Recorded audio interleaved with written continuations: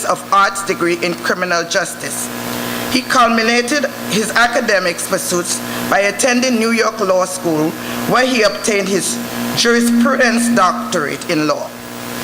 Following his graduation from law school, he was admitted to practice through the membership in New York Bar Association.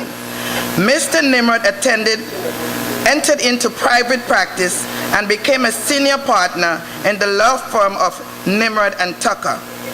Through his practice in the city of New York, he specialized in immigration and real estate law. As a dedicated and committed Grenadian who upholds the principle of civic participation, he served as honorary legal counsel to the permanent mission of Grenada at the United Nations on a pro bono basis. In his continued effort to pursue the path of civic engagement, in 1991 he gave up law practice in New York and returned to Grenada. Shortly after, he attended the Hugh Wooding Law School in Trinidad, where he received a legal education certificate and was later admitted to practice law in the Supreme Court of Grenada. In 1995, Nimord entered the political arena and selected the constituency of Carriacou-Petit Martinique to launch his political career. 2 years later, he was appointed to Grenada Senate. In January 1999, he was elected on a new national party, the NNP, which is the best party, of course. And became parliamentary representative of the constituency of Carriacou-Petit Martinique. He joined the Mitchell cabinet and was assigned portfolio of Minister of Legal Affairs, Labor, Local Government of Carriacou-Petit Martinique Affairs. He was later assigned additional portfolios, which included Minister of Foreign Affairs, International Trade, Attorney General. He also served as leader of government business in the lower house. He has held several senior party positions, including a stint as chairperson, and currently holds the position of deputy leader of the new National Party. Honorable Elvin Nimord was appointed Grenada Deputy Prime Minister following the February 2013 elections. He is also Minister of Legal Affairs, Labor, Local Government, Carriacou and Petit Martinique Affairs. And now I am extremely proud and honored to introduce to you my cousin, my friend, my kayak, Honorable Elvin Nimord.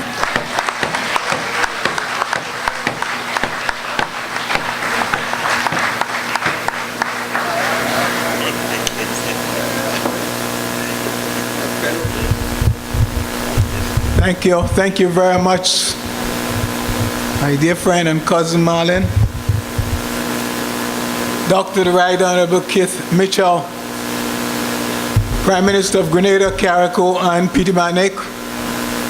Honorable Clarice Modest Cowan, Minister of Health. And of course we do have Ambassador to the United Nations, Ambassador Dennis Antoine, Ambassador Derek James, my good friend Peter Charles David, other distinguished members on the head table, and of course you, the people present here this evening. Let me say a pleasant good evening to each and every one of you. And let me say how pleased and excited I am to be back in your presence once more. Many of you would know that my political ambitions and aspirations was born right here in New York, was nurtured in New York, and of course bear fruits in New York. I want to say thanks to all of you who have contributed towards my success in politics and otherwise. I know that you would understand when I say a special thanks to the Elvin Nimord support group that had begun my political career, and also to the umbrella NNP New York support group, and most of all to all the people, in particular the people of Carriacou and Peter Manic, who have elected me for 4 consecutive terms to represent them in the House of Parliament.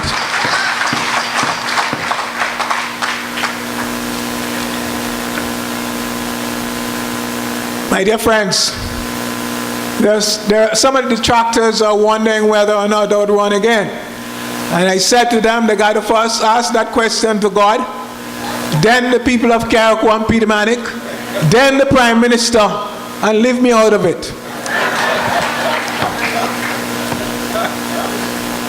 My dear friends, on February 19th, 2013, the people of Grenada, Carriacou, and Peter Manic spoke in clear and unequivocal, unambiguous terms by electing the new National Party overwhelmingly to represent their interests. They were clear on the wishes and the desires, and they gave us 15 seats as the tools to implement their wishes.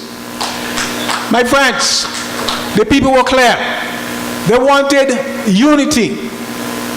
They wanted democracy. They wanted economic development, and they wanted good leadership, among other things. And so, of course, the NNP has taken the instructions from the people and attempted to satisfy their desire and their needs. And so the unity, of course, my friends, was clearly demonstrated by the act of the Prime Minister and other members of the new National Party in welcoming my good friend Peter David into the House unconditionally, my friends.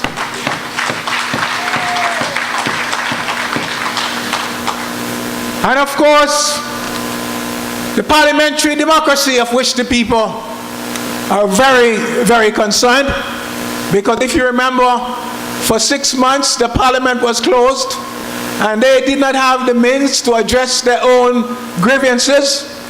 And this is why they believed that the new National Party would have restored democracy to our country. And today, this government is making sure that the parliament is open on a regular basis. And you know what? Even the NDC had not won a single seat. We have 3 NDC sitting in the Senate. If that is not democracy, my friends, I do not know what else is democracy. For economic development, we have inherited a very, very serious economic problem. In addition to the world crisis, my friends, we met some what you call homegrown crisis. Because we did not complain as previous governments. We did not cry. We did not say that the treasury was empty, even if there was no money in the treasury. Because we realized our obligation. We know that we ask you to vote for us, to support us, and that we will remedy things.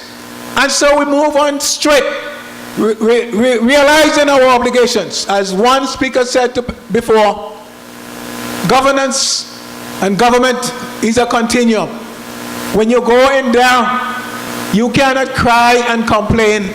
You have to try to remedy things. And that is exactly what we did. So despite all the problems that this government faced, we were able to continue to pay salary and pay salary on time. As one speaker mentioned, we were able to pay back pay that was not negotiated by this government, but was a government that realized that they were losing an election, and so they did not care what action they take and who would have to face the fire. But we stood tall and we met that obligation, my friends. We've created employment. One of the speakers talked about the Imani program, where we have employed thousands of youngsters. Because the Prime Minister will tell you, when the youngsters came and they look into your eyes and you look into their eyes, you realize they were desperate. We have an obligation to make sure that our young people get an opportunity. And so this is what we are doing, my friends. And we campaign on a new economic development project. We said we want a new economy. And so we moved directly ahead to create a new economy. Now we have paid large outstanding bills, regionally and internationally. We met millions of dollars in unpaid claims in the Treasury. And we continue to pay that down, my friends, without complaining about anything. And this is why this evening we are standing here tall and proud to know that we are handling the people's business the way the people want us to handle their business. My friends, it is not easy. You have heard and you will continue to hear about the call for sacrifices. All of us shed sacrifices, because if we do not do so, the alternative is very bleak. We don't want to do as other countries. We have promised our people that we will not lay them off. We promise that we will not lay off any civil servant. But, of course, in order to keep that promise, we have to make other sacrifices. And we talk about the taxes, which the Prime Minister would talk about later on. But my friends, it was not easy. As I said in Parliament a couple of days ago, when I sit down around the table and when we have to make the decisions that will affect our people in terms of taxes, we look at each other's faces and everyone there look as if they're about to do some kind of a root canal in the dental chair. Because we feel the pain and we are humble about this. We are not arrogant, we feel the pain. But we know that better days are coming. And we also know that very soon we will be able to help adjust, of course, those measures that we have taken and that we know that, in a sense, are very difficult for our people to meet. My friends, another thing that these people, the people of Grenada, Carriacou, and Petermanic voted for was for good leadership. Because they were ashamed of the indecisiveness and poor leadership that existed prior to this government. And my friends, I want to say, and as someone mentioned before, that this Prime Minister, without trying to boast him up in any way, is the best Grenada has ever seen, and I'm sure the best Grenada would see.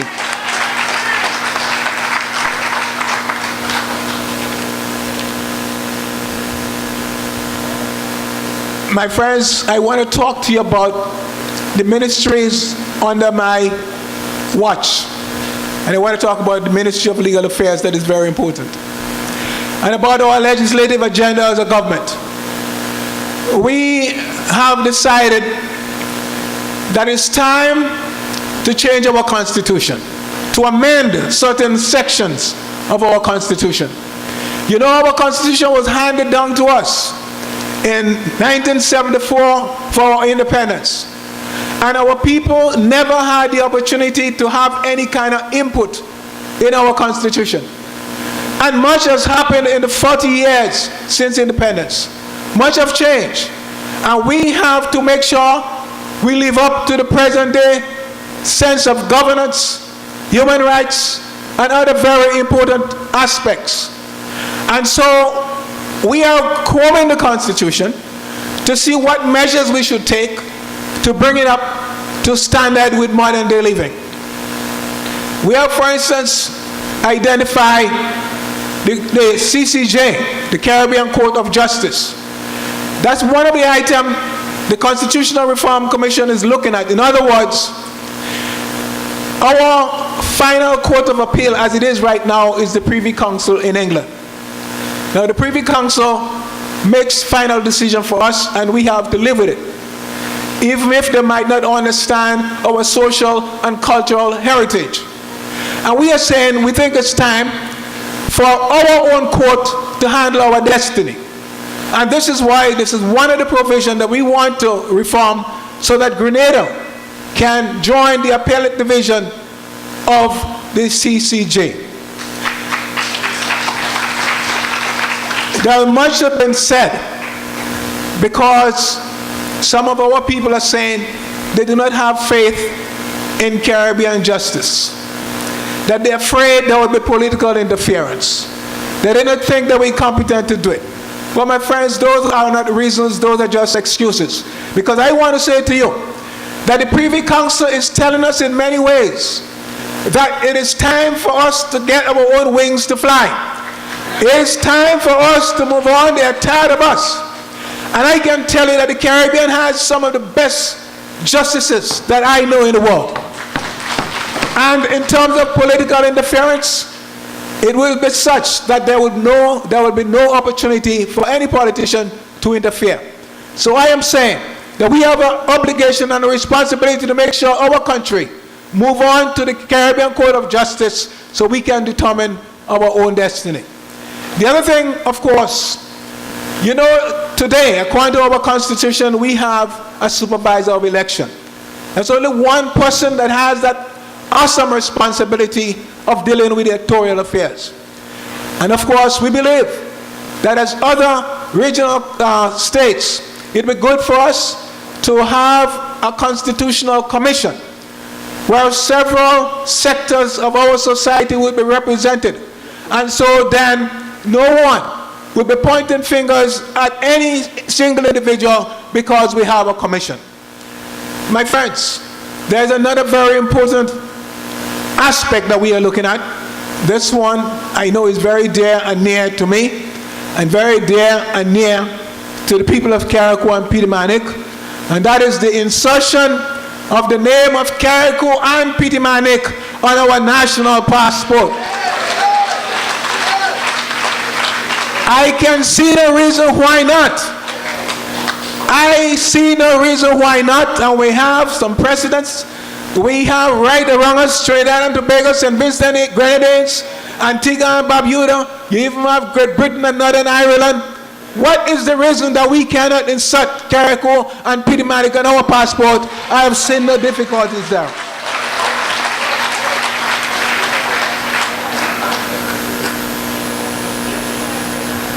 Another agenda on our legislative plan, my friends, is curing land title. You know, in Grenada, Carriacou and Pitamanik, we have a serious problem with land title. People die and they leave the land behind. Sometimes they leave it for their friends and their relatives, and they say, well, you could build anywhere you want. Don't worry, nobody will bother you. Only to find out when you start building, 10 persons who came out from the woodworks and say, this is my motherland, this is my fatherland, and I have a deed for it. We want to make sure that we create that legal framework so that you would have clean and clear title to your property. This is another very important aspect we are handling in legal affairs.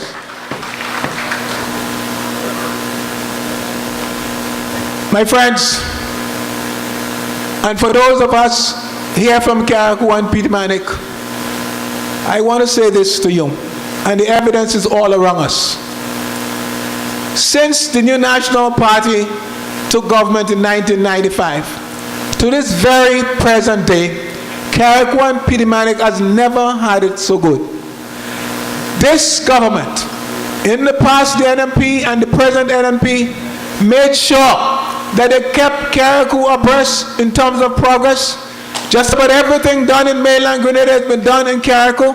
Infrastructural development, education, social services, everything is done.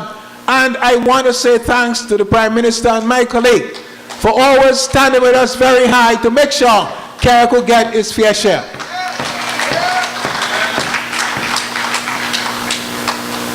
We have a package for Carriacou right now, a very big package that would transform Carriacou and Pitamanik forever. We're starting with transportation. The government has entered into an agreement with a Chinese company to build an airport at Lauriston. We know right now we are challenged with transportation. At any one point, because the plane is so small, the plane that travels from Carriacou to Grenada and from Grenada to Carriacou, at any one point there are no seats.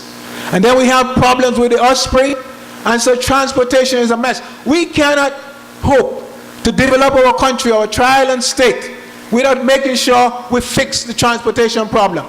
And this is why, my friends, that the government is making sure they're pushing forward that very soon, we would have a brand new airport in Carriacou coming up.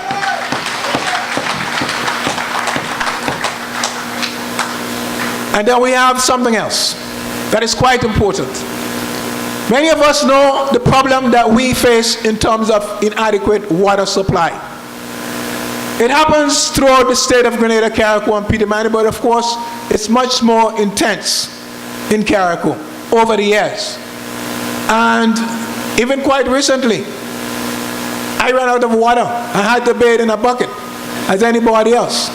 But the days for this will be soon over, because the European Union has funded a project called the 5 Cs, reverse osmosis, whereby water in adequate supply would be in Carriacou and Peter Manny pumped and piped to the homes of everyone. But we want to say this: every privilege, every benefit has a responsibility. And I know there is a mindset that water is God water, and so you shouldn't pay for it. But we expect that everyone will be willing to pay something to make sure that they get adequate water supply. And so I am calling on all of us to make sure that when the time comes, we do the right thing and decide to pay so that we can have water supply. In addition, the jetty in Hillsborough has outlived its usefulness. As a matter of fact, it's quite dangerous, and of course needs not only repair, but it needs to be demolished completely. And so the intent, and of course we already commenced preliminary works, is to bring the present jetty from Harveyville at Tyrrell Bay present jetty from Hillsborough at Tyrrell Bay in Harveyville. But we are also mindful that we do not want Hillsborough to become a ghost town, so we are calling upon everyone, including some foreign investors, to make sure that they do some activities in Hillsborough so that we would not have any problem in terms of keeping the town alive. You also remember that the new National Party administration, after many years of requests, had decided to allot some lands to people in Carriacou and Peter Manny. When the NDC administration came in, for some spite and other reasons, they took back the land. On December 2nd of 2013, the NNP administration decided to return the land to all the people that had this land assigned to them.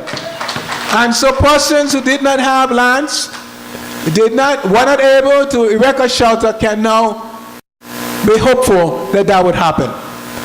And I also want to say that we have negotiated 2,000 houses from the Chinese. The last government, the NDC government, found it was too much for Carriacou and Grenada, so they gave back 1,000 to the Chinese.